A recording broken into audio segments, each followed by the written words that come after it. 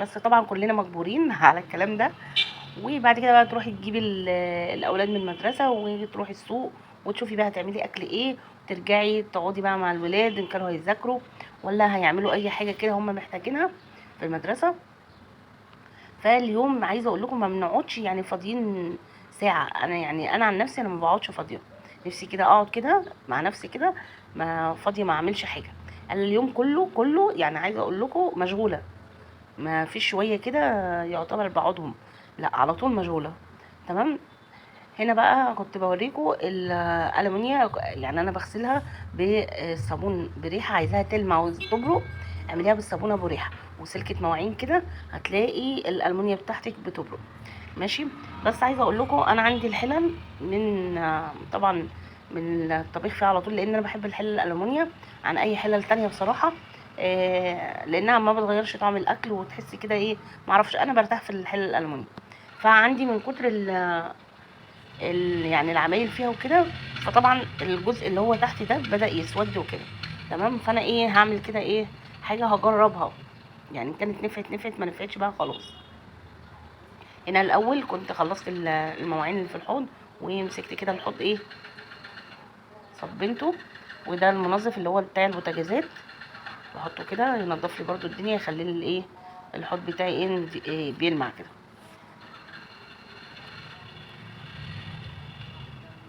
زي ما انتم شايفين بنضف بقى بالفرشه كده ايه كويس، والحوض معايا بقى نضيف. هنا بقى قلت ايه احط من اللي هو منظف البوتاجازات على الحله من ورا، هشوفه لو يعني طلع لي الحاجات اللي ورا دي تمام، ما طلعهاش يبقى انا هجرب طريقه تانية. انا على طول بغسلها باللي هي الصابونه ابو ريحه زي ما انتم شايفين كده، هي بتخلي الالومنيا حلوه، بس الجزء اللي هو بيبقى فيه سواد ده للاسف ما بيطلعش معايا بسهوله. فانا هضطر كده في خلطه كده انا بعملها من وقت للتاني للحلل، بتخلي لي الحلل ترجع جديده. فان شاء الله هعملها وهمسك بقى كل الحلل كده، يعني ايه انضفها بقى ايه تنظيفه كده محترمه، وهوريكم برضك انا بنضفها ازاي. فانا ايه يعني حاولت ايه انضفها على قد ما اقدر.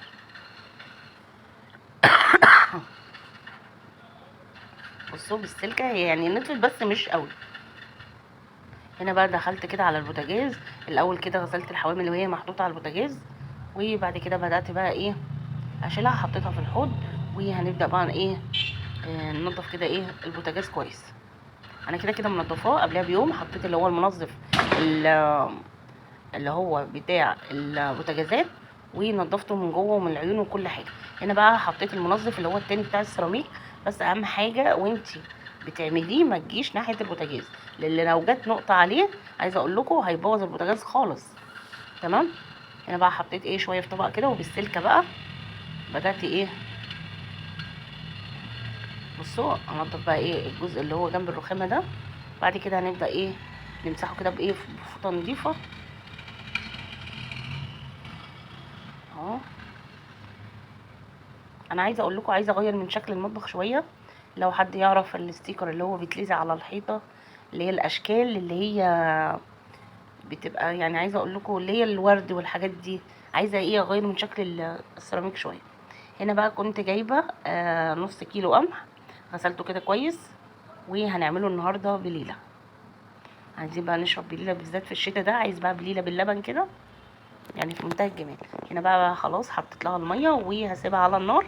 طبعا انا قبليها بساعتين كنت مسخنه ميه وحاطه البليله في قلب الميه السخنه، عشان اما اجي اسويها تستوي ايه على طول، ما تبقاش ايه تندخ كده. هنا بقى بدأنا نخش على الغدا، نبدأ نقطع كده بصلتين حلوين مع طماطم.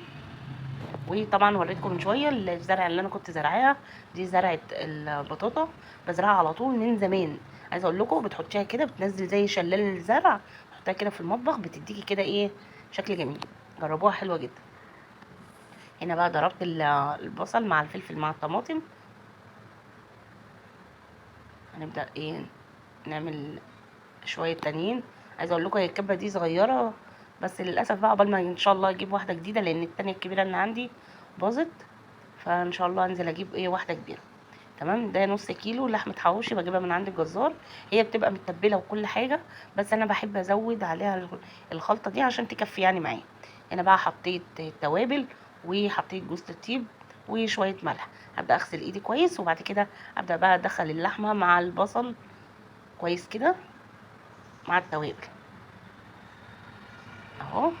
خلاص خلصت معايا. هنا بقى كانت البليله استوت. احط لها شويه لبن، كان عندي لبن بودره، وحطيت لبن اللي هو اللبن العادي برضو والسكر، وسبتهم بقى على النار تاخد وتدي كده لغايه ما تكمل سواها. هنا بقى قطعت ايه كام بطاطسايه كده. النهارده طبعا هنعمل ايه حواوشي وشويه بطاطس وحبه طحينه، ده غدانا النهارده. تمام. هنا عندي البطاطس ما بقشرهاش، بعملها بقشرها عشان الشيبسي يبقى ماسك نفسه. جربوا الطريقه دي برضو يعني حلوه هتعجبكم.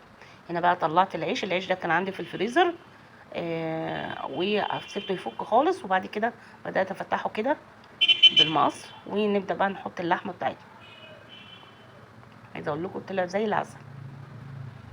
طبعا انا يعني ما بسويهوش في الفرن، انا بعمله على الطاسه، بحط نقطه زيت وببدا اشوحه كده على الناحيتين، بيطلع معايا حلو جدا اهو زي ما انتم شايفين. عايزه اقول لكم ده نص كيلو عمل معايا 10 ترغيفه. يعني الاكله دي بالنسبه لي دي اسرع اكله ممكن اعملها، ما اكون يعني مش عايزه اطبخ ولا كده، بنعمل بقى الاكله دي زي ما انتم شايفين اهو.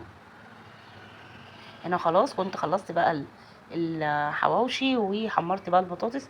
بصوا البطاطس طلع الواحده بوحدتها تمام، وعملت جنبهم شويه طحين. تعالوا بقى كده نجيب الحواوشي، نقطع كده نصه بالمقص. عايزه اقول لكم طالع جميل ومقرمش كده. انا هحط بقى بالطحينه كده وبالهنا والشفا. عايزه اقول لكم طعمه زي العسل. وده كان فيديو النهارده، اتمنى ان الفيديو يكون عجبكم. ما تنسونيش بقى في اللايك والشير، واشتركوا في القناه عشان كل يوم بننزل فيديوهات حلوه، وان شاء الله اعمل لكم كذا فيديو يعجبكم، واقول لكم مع السلامه.